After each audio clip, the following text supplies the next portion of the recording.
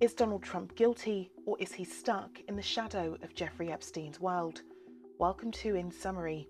That's the question dominating the headlines this week after thousands of emails were released from Jeffrey Epstein's estate. We'll be covering this today because it's revived one of the most explosive scandals of the 21st century. These documents don't just drag Epstein's ghost back into the public eye, they bring with them a parade of powerful names from Donald Trump to world royals, business titans, and global political figures. Could you please give us your name? Jeffrey Epstein. But these emails, part of more than 23,000 documents handed to the House Oversight Committee, contain something new, details, dates, and tone that shed fresh light on Epstein's network and how much some of the world's most powerful people may have known. For many, this feels like déjà vu, another round of revelations from a man long dead. His reach somehow continues to stretch into the present. So what exactly was in those emails, and what do they tell us about the tangled web of influence, power, and exploitation that surrounded him? Let's break it all down in summary. Jeffrey Epstein has been dead since 2019, but his story never really ended. He was a financier and convicted sex offender who was arrested that year on federal sex trafficking charges involving minors. Weeks later, he was found dead in his Manhattan jail cell. Officials ruled it as a suicide, but from day one, many believed that to be untrue. How did someone with that much dirt on rich and famous people die under such suspicious circumstances? For years, speculation has simmered quietly. There were court cases, settlements, documentaries, and endless internet theories about who might have known what was going on and who might have been covering it up.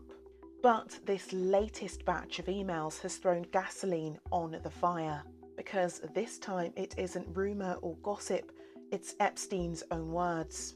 The newly surfaced emails come from Jeffrey Epstein's estate, and they include emails sent between 2005 to 2019. They were released to Congress as part of a transparency effort spearheaded by House Democrats who are pushing for the Justice Department to make all Epstein-related materials public. Among them are several exchanges mentioning Donald Trump directly. One of the most quoted is from 2011, where Epstein wrote to his longtime associate, Ghislaine Maxwell. His words were cryptic but unmistakable, seemingly implying that Trump had been present with one of Epstein's victims, but hadn't yet been publicly connected to her. In another email sent in early 2019, Epstein told author Michael Wolff, of course he knew about the girls as he asked Ghislaine to stop. The phrase "he knew about the girls" has set off alarms across Washington and the media. Does this mean Trump knew Epstein was trafficking minors? On its own it doesn't, but it certainly fuels questions about how aware Trump was of Epstein's criminal behaviour and how close their friendship really was. A third email shows Epstein apparently discussing how to manage Trump's image ahead of a 2015 CNN debate. He said, "If we were able to craft an answer for him, what do you think it should be?"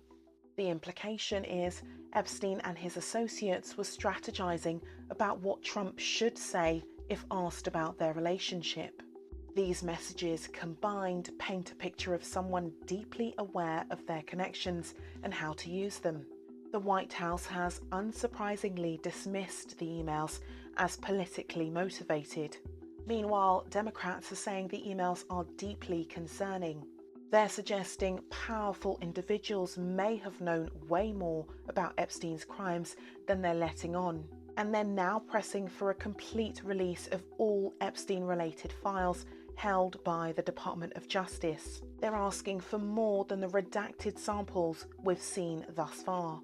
The reaction has been swift. Social media has exploded with clips of Donald Trump and Epstein together at Mar-a-Lago in the 1990s. Even conservative commentators are divided. Some insist it's all recycled speculation. Others argue that Epstein's references, though vague, show how dangerously close Trump's world came to Epstein's orbit.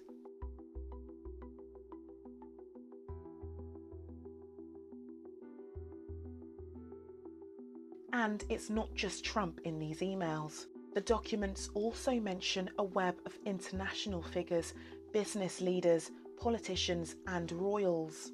Other messages refer to attempts to discredit accusers, including one where Epstein instructed Maxwell to issue a reward to any of Virginia's friends that come forward and help prove her allegations are false. If true, that email could show Epstein actively trying to silence victims. If true, this would be a tactic that aligns with what survivors have said for years. They've been about systems of power, who gets protected, who gets punished, and how justice blends when money and influence enter the room.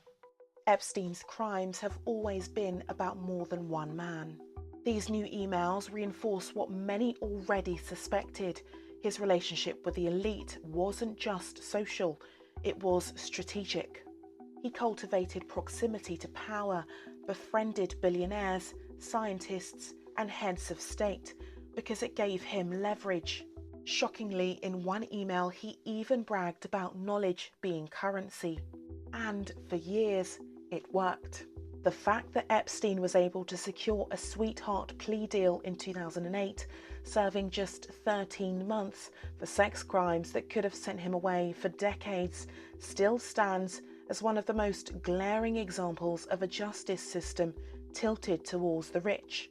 The current releases only deepen the question: who helped him and why? That's the headline question, and the answer for now is complicated. The emails don't prove criminal guilt. They do, however, suggest awareness.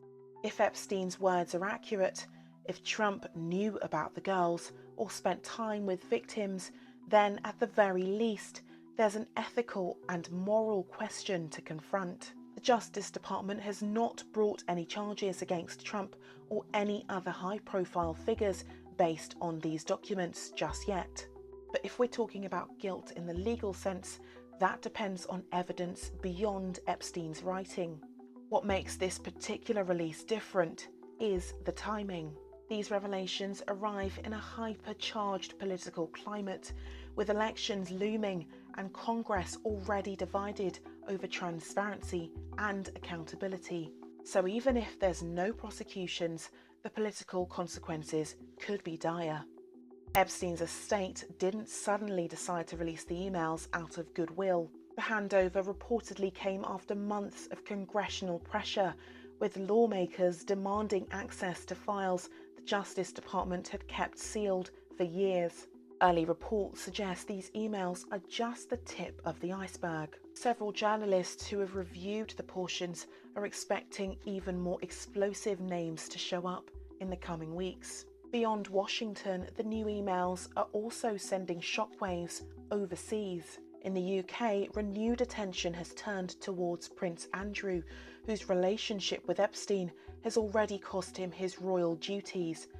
British newspapers are again filled with photos of the prince with Epstein and Maxwell, and questions about whether more UK figures will be implicated in the newly released documents. While headlines focus on Trump and the political fallout, the human impact shouldn't be forgotten.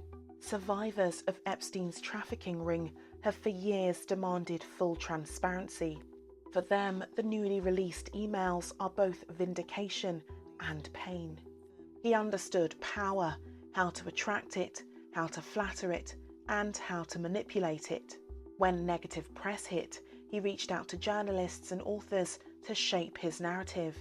When rumours about his connections surfaced, he offered explanations that mixed half-truths with charm. And what's most chilling is how easily the world bought it, at least for a while. Congress is currently reviewing the documents, and the Justice Department faces growing pressure to declassify more.